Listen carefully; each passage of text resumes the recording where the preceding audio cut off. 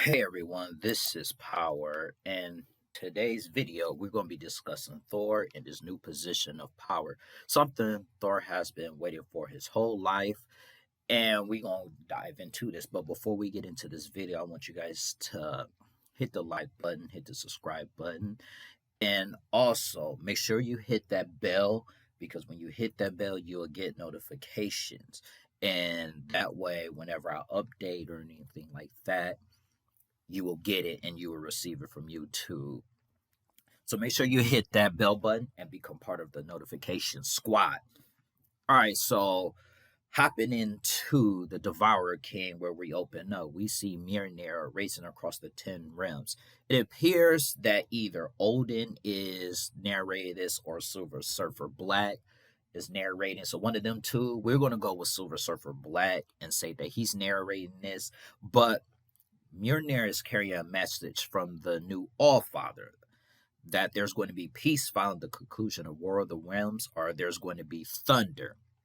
You see, Thor is pretty much telling these people that there better be peace or there's going to be a problem. And I felt this last part is a little bit of a flex on Thor's part because Mjolnir kills the monster that the Avengers were facing off against.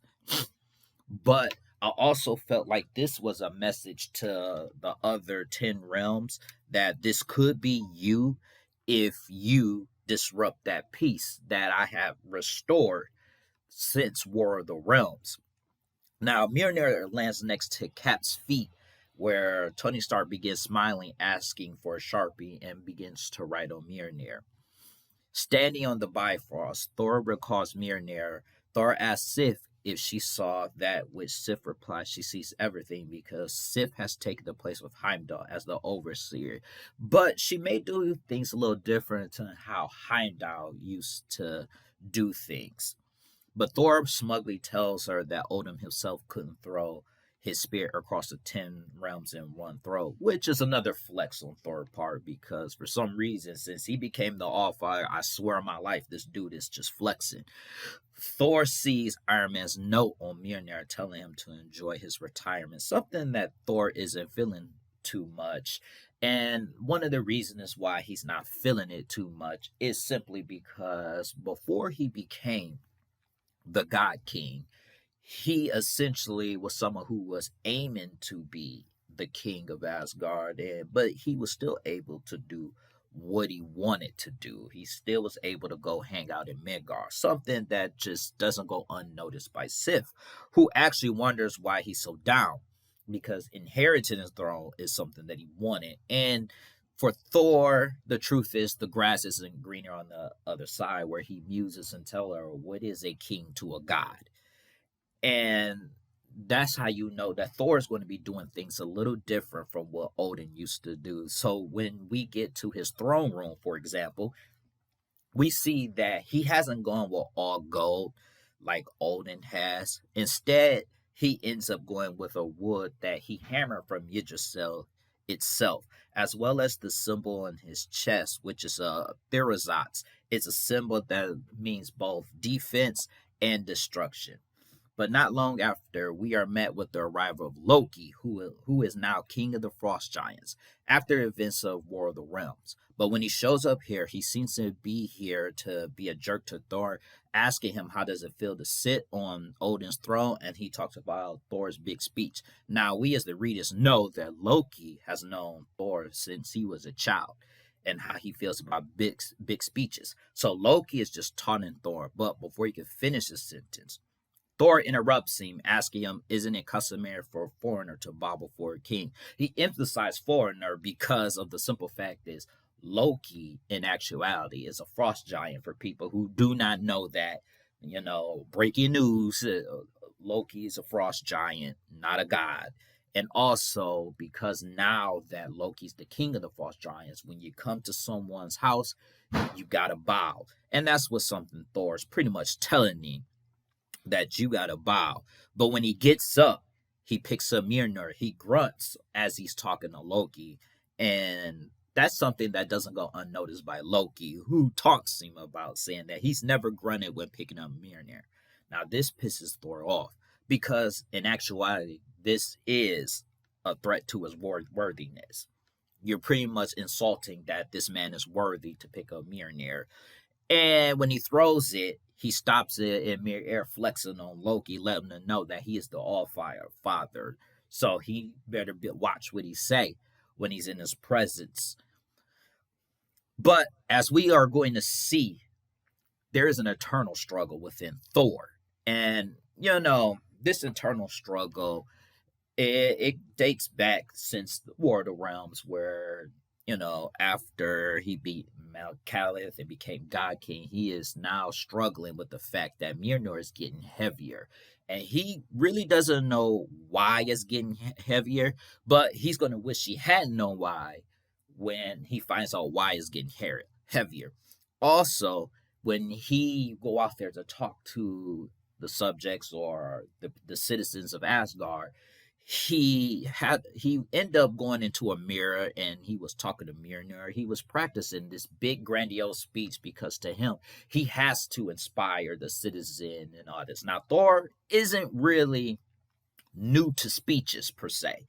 This isn't a new thing, but it's new now that you are a god king.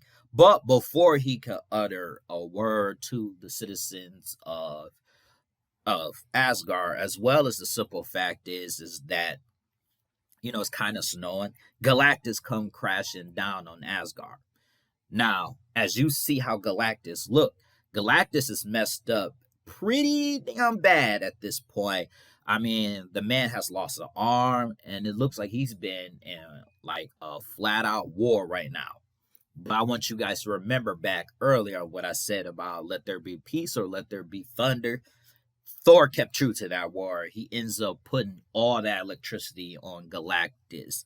And I gotta say, Thor handled his business against Galactus to the point that Galactus was begging Thor to stop. Because actuality, Galactus didn't really come to fight or devour Asgard. He actually came to ask Thor to help him stop the Star Plague, or as it's called, the Great Black Winter, which he's telling Thor that it's coming and it's coming to Asgard before he passes out.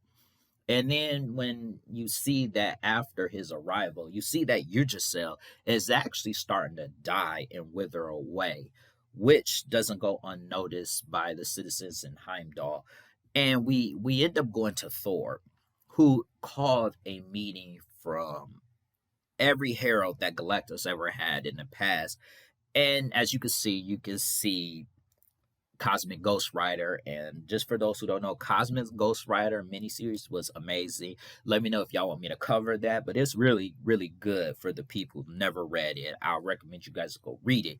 But when he talks, he demands to know who or what is the Star Plague. And before, most of them don't know what the Star Plague is, or before they can answer it, Silver Surfer Black ends up arriving and just letting them know that it's the end of all things. Now, I want to take a little briefing about Silver Surfer because I know somebody else like, why is he black all of a sudden? So this looked like he's the Fallen. Now, for those who don't know, when Silver Surfer was, for those who don't know about the Fallen was in Thanos' Winds, and it was, I think, thousands or millions of years before Silver Surfer could be worthy to pick up Mjolnir, if I remember correctly. But also, in this instance, he was actually time displaced in the miniseries Silver Surfer Black, something you guys should go check out. And when he arrived there, he ended up seeing Galen. And Galen is, for those who do not know, Galen is Galactus' real name. And he ends up entering the mind of Galen after holding conversation. And by entering his mind, he started to have a better understanding of Galactus, seeing as Galactus' homeworld was going to be destroyed. And it was going to be destroyed by, you guessed it, the Great Black Winter. And so all the memories he had of the Great Black Winter is now within the Silver Surfer. So for the Surfer, he has an additional insight that few have. And he ends up telling Thor that there were five special planets who had unique energies that will make Galactus unstoppable. So he chose to hide them. These were from Galactus, but because of the fact that it's going to make Galactus unstoppable. But he ends up volunteering himself to take Galactus to these worlds because at the end of the day, the world is about to end anyway, and they need all the power they can get to stop the Great Black Winter. Now, Thor is like, okay, fine, you can do what you do, but I'm going with you because I want to see action. I haven't seen action in a while. But as you can see, something is still bothering Thor. Now, we might see this later down the line, maybe 2-3 years down the line, but it's going to pop up on what was bothering Thor, especially when he's reminiscing on the fact that everybody has said something to him, from Sif to Loki. He's remembering that and it's bothering him from what they said and everything. Not only that, Mjolnir again is still pretty darn heavy. So when we see Galactus again, Galactus already knows that the Surfer has revealed to Thor and the group before they arrive, because of the fact that him and Surfer has that connection. And the Surfer was just like, I'll take you to these worlds, so shall we begin, Master? And Galactus like, no, I'm not going to go with you.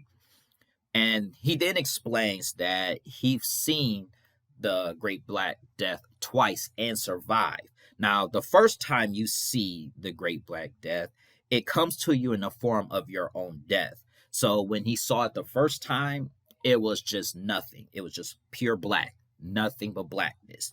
The second time he saw it, which was in our world or whatever, it came in the appearance of Thor.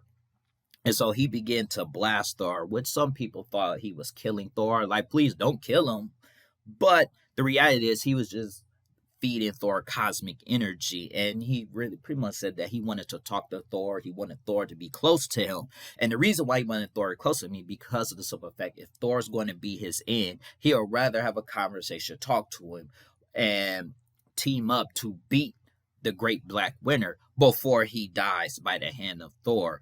And when he's finished, you see that Thor is now the new Herald of Galactus, known as the Herald of Thunder. And I gotta say, this is amazing. And I'm going to end this video here. I'm just telling y'all, with this whole arc, what they're doing, what 90 Cakes is doing with Thor is amazing. And I'll catch you guys on the next one. Peace.